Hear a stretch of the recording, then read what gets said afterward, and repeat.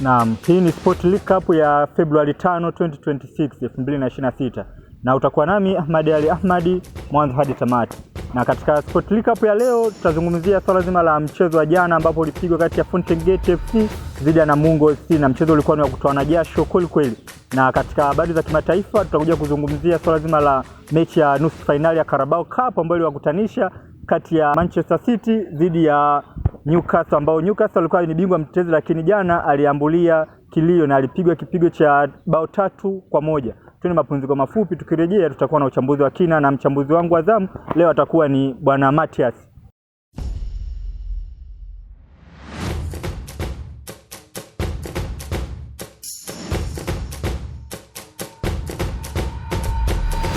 Tumerejea tena katika Sport League Cup, na kama nilivyokujuza hapo awali kwamba leo tutaenda kuzungumzia mchezo wa jana wa NBC ambao ulipigwa katika uwanja wa Tanzanite kwa raha huko mkoani Manyara, ambapo iliwakutanisha timu mbili kati ya Fountain Gate FC ambaye ndo alikuwa mwenyeji katika mchezo huo dhidi ya Namungo FC ambaye ndo alikuwa kama mgeni au timu ya pili katika mchezo huo. Na mchezo wa jana ulimalizika kwa sare ya 1-1 ambapo Fountain Gate waliweza kupata bao dakika mapema kabisa, na Namungo walikuja kusawazisha kipindi cha pili dakika za majeruhi kabisa, dakika 80, na mchezo huo kukamilishwa au kuisha kwa sare ya bao 1-1. Nipo na Bwana Matias hapa kwenda kuangazia zaidi mchezo ulikuwaje katika matumizi ya nguvu, katika falsafa za walimu wote wawili katika pande zote kuu mbili kati ya Fountain Gate na Namungo, na mwisho wa siku mchezo huo ukatamatika kwa sare ya bao 1-1. Karibu Bwana Matias, mchezo jana kwa upande wako uliuonaje?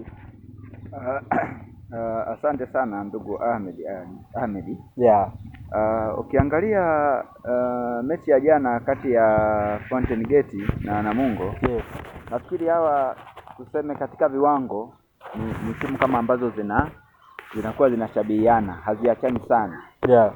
Ukija kwa Namungo, wao walikuwa ndo wageni, Fountain Gate walikuwa ni wenyeji. Tunaweza tukasema ni matokeo mabaya kwa Fountain kwa sababu yeye alikuwa nyumbani, alishindwa kutumia vema uwanja wake wa nyumbani. Yeah, ni kweli, tunaweza kuzungumza sawa, ni matokeo mabovu, lakini ukija katika historia au katika kumbukumbu baina alivyokutana kati ya Fountain Gate na Namungo, anaonekana Fountain Gate kuwa na historia nzuri sana, na jana hadi katika mchezo wa jana likamilisha ni mchezo wao wa 6. Ukirejelea michezo yao mitano ya nyuma, Fountain Gate ameshinda michezo 3, amedraw 1, na Namungo alibuka kupata ushindi mmoja ambao mchezo wa nyuma kabla ya kukutana siku ya jana. Na jana wamekutana, mchezo ulimalizika kwa kutoshana nguvu kwa sare ya bao 1-1, na ukakamilisha katika historia yao ukawa kama ni mchezo wao wa 6 katika kukutana baina yao wawili, ambao kwa hiyo katika michezo 6 Fountain Gate ameibuka ushindi wa michezo 3, Namungo amedraw 1, ameshinda 1. Kwa hiyo na jana kwa draw zimekuwa 2 sasa ukija kujumlisha na draw ya jana. Kwa hiyo katika michezo 6 ushindi Namungo amepata 1, draw 2, na Fountain Gate ameweza kushinda michezo 3. Katika msimamo wa ligi sasa ukija kuzungumzia Namungo jana baada ya kushinda atakuwa amefikisha alama 19. Tukija kuzungumzia Fountain Gate jana baada ya kushinda atakuwa amefikisha alama 12, na nafasi yake itakuwa pale pale katika msimamo wa ligi, nafasi ya 12. Unazungumziaje hali ya Fountain Gate katika msimamo wa NBC? Kwa duru la kwanza, ukweli uwaga watu wanasema ni duru ambalo natakuwa upambane kweli kweli angalau uzikusanye point. Yeah. Kwa sababu duru la pili uwaga alitabiriki. Sasa ukiangalia nafasi ya Fountain Gate kwa sasa ilivyo, ina maana inaashiria kwamba bado hajafanya vizuri.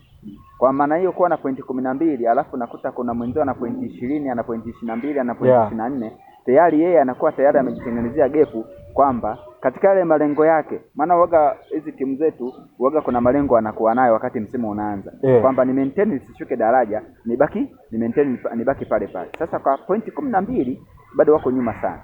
Kwa hiyo nafikiri zimebaki mechi 2 kumaliza duru la kwanza. Nafikiri ni hivyo. Kwa hiyo nafikiri wanatakiwa hizi mechi 2 zilizobaki at least washinde, wasogee pale, ili duru la pili hapokuja kuanza wasio wanaanzia mbali. Sawa, tumalize kwa neno moja. Kama ni wewe mchambuzi wa mpira wa miguu katika swala zima la NBC pia na nje ya NBC, wewe ungepewa nafasi moja ya kumshauri au kuwashauri uongozi wa Fountain Gate ama kocha ama benchi la ufundi la Fountain Gate, neno moja tu kwao ili waepuke na hichi kikombe, maana kuja kuangalia bakiza kama mstari mmoja anza kuingia katika swala zima la playoff. Kwa unawapa au ungependa washauri kitu gani cha mwisho kimoja tu kwa ufupi sana? Washauri kwa sekunde hata 5 tu inatosha. Nafikiri nafasi bado ipo. Nafasi ipo. Nafikiri hizi mechi mbili zilizobaki wahakikishe wanashinda. alafu duru la pili wajipange kwamba wahakikishe wanakuja waanzie pale walipoishia, kwa sababu ukiangalia kwamba duru la pili linapokuja waga linakuja kwa mabadiliko makubwa sana. Kuna mtu anaweza akawa alikuwa na pointi 2 au na pointi 5 akaja akabadilika. Kwa hiyo na wao sio hawako nafasi mbaya sana. Kwa hiyo nafikiri waongeze tu bidii, waangalie makosa aliyofanya duru la kwanza, waje waboreshe duru la pili.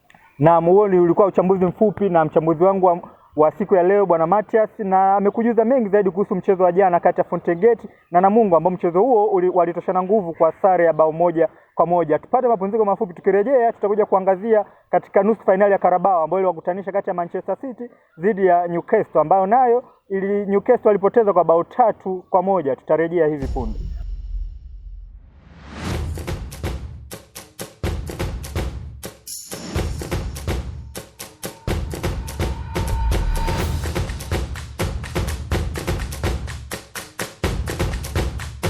Naam, tumerejea tena katika Sport League Cup, na kama nilivyokujuza hapo awali kwamba sasa tunaenda kuangazia mchezo wa nusu finali ambao ulipigwa jana kati ya Newcastle na dhidi ya Man City, lakini Man City ndio alikuwa mwenyeji wa mchezo ambao game hiyo ilimalizika kwa Man City kuibuka kwa ushindi wa bao 3-1 na kufikisha aggregate ya bao 5-1, ambao aggregate hiyo inapeleka moja kwa moja katika finali ya Carabao Cup. Na jana amefanikisha kumuondoa bingwa mtetezi wa Carabao Cup ambaye Newcastle ameangukia pua, na sasa finali rasmi ni baina ya Manchester City dhidi ya Arsenal, ambayo Arsenal aliingia kwa aggregate ya bao 4-2 na sasa na Man City naye akaingia kwa aggregate ya bao 5-1. Kwa finali itakutanisha kati wakubwa hao wa London, na ulikuwa ni mchezo wa kupishana katika swala zima la ushambuliaji, ufungaji, pia katika utumiaji wa techniques mbalimbali ambazo walimu waliwafundisha wachezaji hao. Niko na mchambuzi wangu hapa kuja kuangazia zaidi katika swala zima la mchezo wa jana ambao Man City aliibuka na ushindi wa bao 3-1. Kwa upande wako unazungumziaje?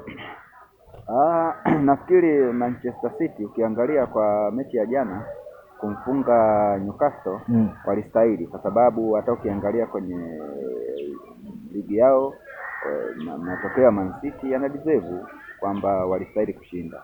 Na siku zote Man City kwenye swala la kuchukua makombe waga nakuwa na serious sana. Kwa hiyo nafikiri hii finali kati ya Man City na Arsenal ni finali itakuwa ni nzuri. Japo ukiangalia Arsenal nao wanatamani angalau kwa muda mrefu sana wamekuwa kwao kumekauka, hakuna chochote. Kwa hiyo wanatamani na wao waanze na hili kombe. Ukiangalia msimamo wa ligi Arsenal wanaongoza. Kwa hiyo wanatamani na hiki kikombe ambacho kinaenda kucheza finali kati yao Man City na Arsenal, angalau Arsenal na wao waanzie pale. Sasa na Man City nao wanatamani hiki kombe wakichukue. Kwa hiyo nafikiri itakuwa ni finali nzuri. Okay, na kweli mchezo wa jana ulikuwa ni mchezo wa kasi sana. Ukija kuangalia Man City dakika za mapema kabisa, dakika 7 Omar Marmoush anakuja anaandikia bao la kwanza, anaweka Man City kifua mbele, na dakika 29 kipindi hicho cha kwanza Omar Marmoush anakuja anaandika tena bao la pili.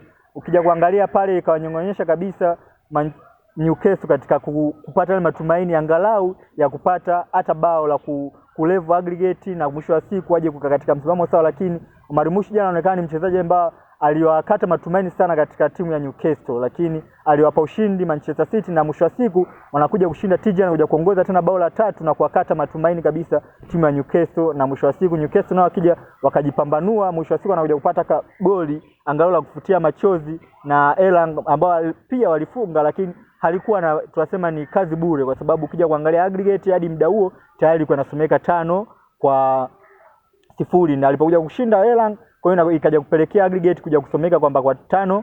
Kwa hiyo ni mchezo ambao ulikuwa kwa upande mmoja au kwa upande nyingine tuseme Man City aliutawala mchezo kuanzia mwanzo wa kuanzia kipindi cha kwanza hadi kipindi cha pili. Newcastle aliingia kama timu ya pili na bado hatujaona ile ushindani wa kasi sana kama tulioangalia katika mechi ya nusu finali ya Carabao iliyopita baina ya Arsenal na Chelsea. Kwa hiyo finali watakutana wakubwa wao wawili wa London baina ya Arsenal na Manchester City. Je, finali tuzungumzie kidogo kwa ufupi dakika 2 au dakika hata moja tu kuhusu finali kati ya Manchester City na Arsenal. Hii finali wewe kwa karata yako unaona inaenda kwa nani? Mimi nampa Man City. Nampa Man City kwa sababu ninaona kama kikosi bora. Ni kweli Arsenal si wabezi, na wenyewe ukiangalia kwenye msimamo wao wa ligi wanacheza vizuri na wanaongoza ligi, lakini kwenye swala la makombe mimi nawapa asilimia kubwa Man City. Naam, bwana Matias amesema yeye anampa Man City katika swala zima la kombe hilo la Carabao, ambayo itakuwa ni fainali baina ya Manchester City dhidi ya Arsenal, na itakuwa fainali ya kibabe kabisa. Tutakuja kuona katika swala zima, tukirejea katika benchi la ufundi tutakuja kuona vita baina ya mwalimu na mwanafunzi wake. Ulikuwa nami Ahmad Ali Ahmad na nilikuwa na mchambuzi wangu wa zamu bwana Matias ambaye alikupitisha katika dondoo zote za michezo, kuanzia uchambuzi wa NBC Premier League, pia tukaja katika uchambuzi wa mechi ya Carabao ambayo ilikuwa nusu finali baina ya Manchester City dhidi ya Newcastle. Hadi kufikia hapa hatuna la ziada, mtazamaji wa FJ TV, hadi wakati mwingine.